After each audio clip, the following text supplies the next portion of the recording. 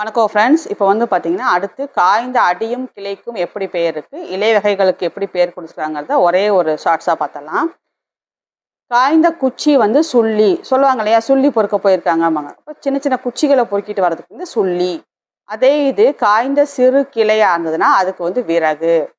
இது வந்து ஈஸி தான், அதில் நேம்லேயே ஆன்சர் இருக்கு பாருங்கள். காய்ந்த களி வெங்களி, காய்ந்த களி வெங்களி. காய்ந்து போன கொம்பு கவை அடி இது எல்லாத்துக்கும் சேர்த்து ஒரே பேர் தான் கட்டை. காய்ந்த கொம்பு கவை அடிக்கு பேர் கட்டை.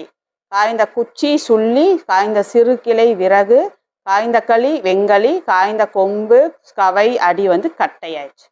அடுத்து இலை வகைகள் பார்த்தீங்கன்னா, புளி வேம்பு ஆகியவற்றின் அடி ஏற்கனவே பார்த்தோம். புளி வேம்பு ஆகியவற்றின் அடி வந்து அடியே தான் சொல்லுவாங்க. அதே மாதிரி தான் புளி வேம்பு ஆகியவற்றின் இலையும் இலைதான்.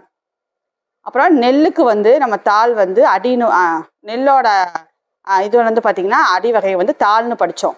அதே மாதிரி நெல்லுக்கும் புல்லு நெல்லுன்னு வந்தாலே தாள் தான் வருது, பார்த்துக்குங்க.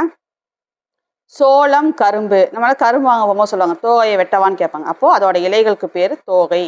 சோளம் கரும்பு அதோட இலைக்கு பேர் தோகை. தென்னைக்கும் பனைக்கும் ஓலை, அது நமக்கு தெரியும். தென்னை ஓலை பனை ஓலை. அடுத்து இந்த காய்ந்து போன தாளும் தோகையும் என்ன பேர் வச்சுருக்காங்கன்னா சண்டு. இதுதான் நியூ நேம். காய்ந்து போன தாள் தோகை சண்டு. காஞ்சு போன இலைக்கு பேர் நம்மளுக்கு தெரியும் சருகு. அவ்வளோதான்.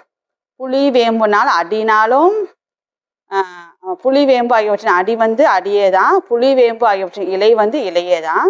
நெல் வந்தாலே தாள் தான் வருது. புல்லுக்கும் இங்கே தாள் தான், ஞாபகம் வச்சுங்க. சோள தோகை கரும்புக்கும் தோகை தான். தென்னை ஓலை பனை ஓலை. காய்ந்து போன தாள் தோகையை வந்து என்ன சொல்கிறோம் சண்டு. காஞ்சு போன இலைக்கு பேர் சருகு. தேங்க்யூ.